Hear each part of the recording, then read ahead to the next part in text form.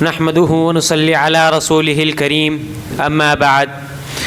محترم اساتذہ اکرام اور میرے عزیز دوستوں، آج ہم بر صغیر کے اس مرد مجاہد کا تذکرہ کرنے جا رہے ہیں جنہوں نے اپنی پوری زندگی دین، امت اور ملک و ملت کی آزادی کے لیے وقف کر دی، اور وہ عظیم شخصیت شیخ الاسلام انقلاب حریت کے امام حضرت مولانا حسین احمد مدنی کی ذات گرامی ہیں۔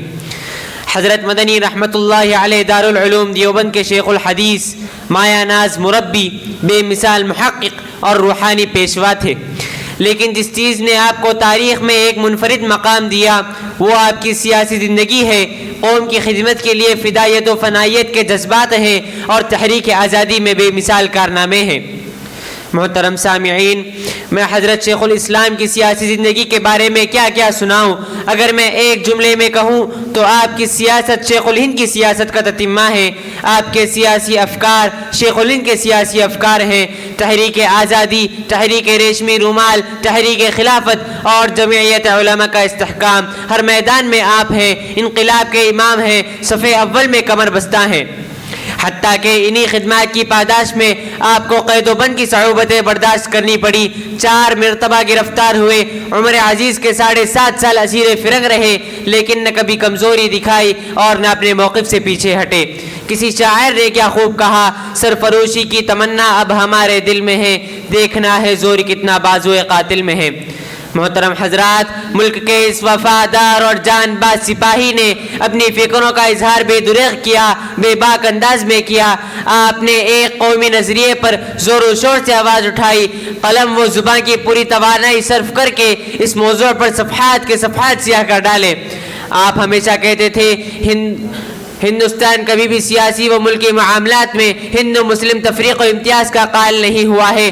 اس کی حکومتیں مسلم حکمرانوں کے زیر اثر رہی ہو یا ہندو فرما رواؤں کے زیر نگی، کبھی بھی افتراق و امتیاز سے آشنا نہ ہو سکے۔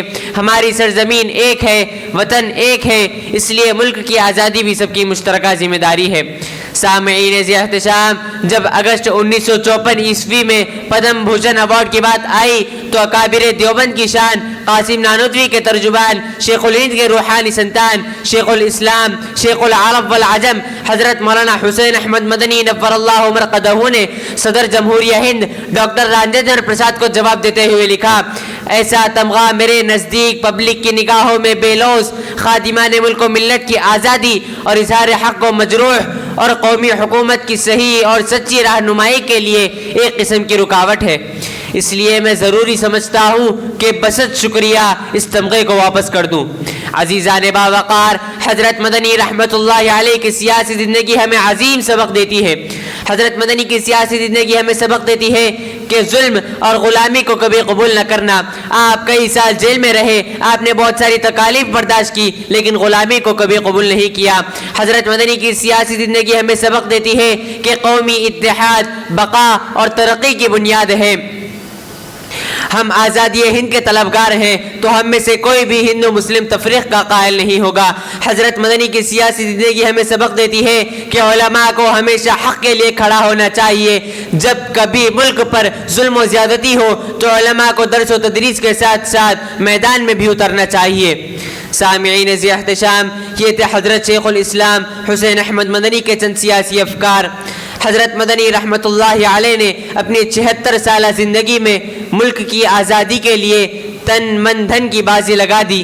پھر 5 دسمبر 1957 عیسوی کو زہد و تقوی، علم و عمل کا یہ آفتاب عالم تاب دیوبند کے افق پر یہ کہتے ہوئے غروب ہو گیا، خوشا وقت ہے کہ میری موت تیرے کوچے میں آ جائے، یہی تو زندگی کا آخری ارمان ہے ساقی۔ آخر میں اللہ تعالیٰ سے یہ دعا ہے کہ اللہ تعالیٰ ہم سب کو شیخ الاسلام حسین احمد مدنی کی طرح سیاسی و درسی زندگی گزارنے کی توفیق عطا فرمائے۔ وما علینا الا البلاغ۔